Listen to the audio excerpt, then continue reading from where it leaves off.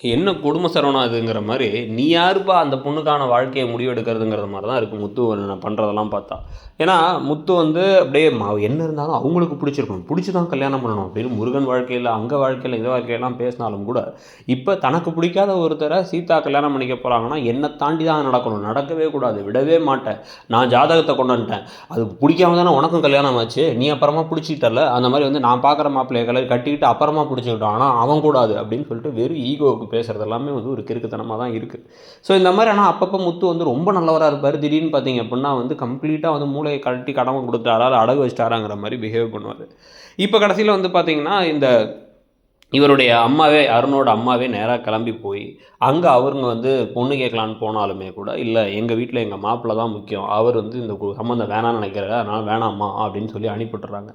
இன்னமும் மனசு வருத்தமாக இருக்குது சீதாவுக்கு. இதுக்கப்புறம் தான் போயிட்டு மீனாவை பார்த்து அந்த அருண் வந்து நான் அவளை காதலிக்கிறேன், இன்னமும் நான் காதலிக்கிறேன், நான் அவளை சந்தோஷமாக பார்த்துப்பேன், எங்களுக்குள்ளே அப்படி ஒரு மனசில் ஒரு பொருத்தம் இருக்குது, தயவு செஞ்சு கல்யாணத்தை பண்ணி வைங்க, நான் ஒன்றும் அவ்வளோ மோசமானவன் இல்லை அப்படின்னு சொன்ன உடனே மீனா இப்போ கன்வின்ஸ் ஆகிடுறாங்க. ஆனால் என்னென்னா மீனா வந்து எப்படி டக்குன்னு கன்வின்ஸ் ஆனாங்கிற கேள்வியும் இருக்குது. இப்போ தான் வந்து இவர் பொய் புகார்லாம் கொடுத்து தன்னுடைய கணவரை உள்ளத்தில் பார்த்தாரு. ஸோ அது கொஞ்சம் கேப் இருந்தால் கூட பரவாயில்ல, அது கொஞ்சம் ஒரு கேள்விக்குறியாக தான் இருக்குன்னு வச்சுக்கோங்க. உடனே அவங்க இதுக்காக வந்து முத்துக்கிட்ட சண்டை போட, முத்து வந்து பார்த்தீங்க அப்படின்னா வந்து இல்லை நடக்கவே விட மாட்டேன்னு சொல்ல, இவர் போய் அவரை போய் மிரட்டுறது அப்படின்னு சொல்லிட்டு மாற்றி மாற்றி இந்த கதையில் ஈகோவிலே கதை போகிறதும். அது மட்டும் இல்லாமல் முத்துவும் தன்னுடைய அவங்களோட மாமியார் அதாவது மீனாவுடைய அம்மாவும் சேர்ந்து ஏதாச்சும் ஒரு விஷயத்தை முடிவு பண்ணி வைக்கும் போதே வந்து கடைசியாக வந்து அந்த கல்யாணத்தை கெடுத்துட்டு இவங்க 2 பேரும் ஓடி போய் கல்யாணம் பண்ணிப்பாங்களோ அப்படின்னு தான் தோணுது. அதுவும் வந்து ரவி, ஸ்ருதி அண்ட் மீனாவுடைய உதவியில்.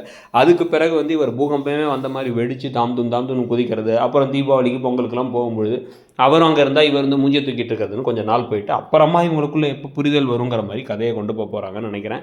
சீதாலாம் ரொம்ப வருத்தப்பட்டு எனக்கு மாமாவை ரொம்ப பிடிக்கும், ஆனால் மாமா என்னுடைய கணவர் என்கிட்டையும் பேச மாட்டாங்கலாம் சொல்கிற எமோஷனல் ட்ராக்லாம் வரப்போகுதுன்னு தோணுது. ஸோ 700 எபிசோட் கிட்டத்தட்ட வந்து கம்ப்ளீட் பண்ணியிருக்காங்க. சிறகடிக்க ஆசை ஒரு நம்பர் 1 சீரியலாக அவர் வந்துட்டு இருக்காங்க.